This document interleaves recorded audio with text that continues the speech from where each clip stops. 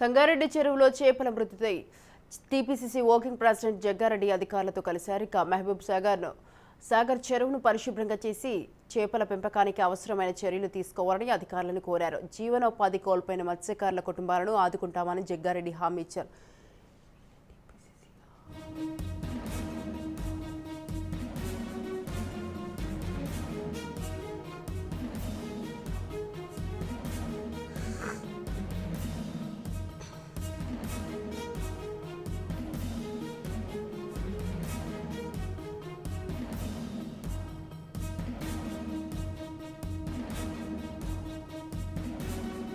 మీద దాదాపు 400 నుంచి 450 ఎకరాల భూమిలో నీళ్లు నిల్వ ఉంటాయి. ఇక్కడ వ్యవసాయం కూడా కొనసాగుతుంది. దాదాపు 5 నుంచి 6 లక్షల చేప పిల్లలను వీళ్ళు బెస్తోళ్ళు వదిలి చేపలన్నీ వదిలి దీని మీద వాళ్ళ జీవనోపాధి బెస్తోళ్ళంతా ఆ కుటుంబాలన్నీ దీని మీదనే డిపెండ్ అయ్యి ఉన్నాయి. కొన్ని ఏళ్ల నుంచి ఇది పొల్యూషన్ అయిపోయింది. సంగారెడ్డి ఎంటైర్ టౌన్ నీళ్ళంతా ఇక్కడికి వస్తున్నాయి.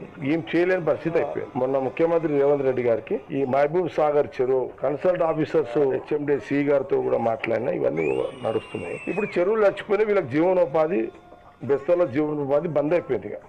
ఇప్పుడు వీళ్ళ కడుపుకి దెబ్బ పడ్డట్టే. వీళ్ళ జీవనోపాధి ఇదే, వేరేదేం లేదు వీళ్ళకి బెస్తోళ్ళకి. సంగారెడ్డిలో ఫిషర్ డిపార్ట్మెంట్ ఏడు కూడా వచ్చాడు.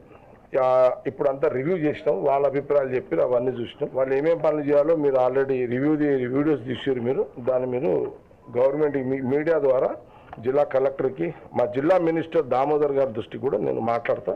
దాదాపు దీని మీద 3 నుంచి 4,000 మంది ఈ చెరువు మీద డిపెండ్ అయి ఉన్నటువంటి బెస్తవా. నష్టపరిహారం నేను ఇప్పుడు ఫిషరీస్ డిపార్ట్మెంట్ కన్సర్న్ డిపార్ట్మెంట్లోకి ఏం చెప్పి ఏడీ గారికి ఏం చెప్పిన ఫిషరీస్ అంటే గవర్నమెంట్ ఇచ్చిన చేప ఓకే, మీరు ప్రైవేట్ చేపలు కూడా వీళ్ళు తెచ్చుకుంటారు. గవర్నమెంట్ ఇచ్చే చేపలు సరిపోవు కాబట్టి వీళ్ళు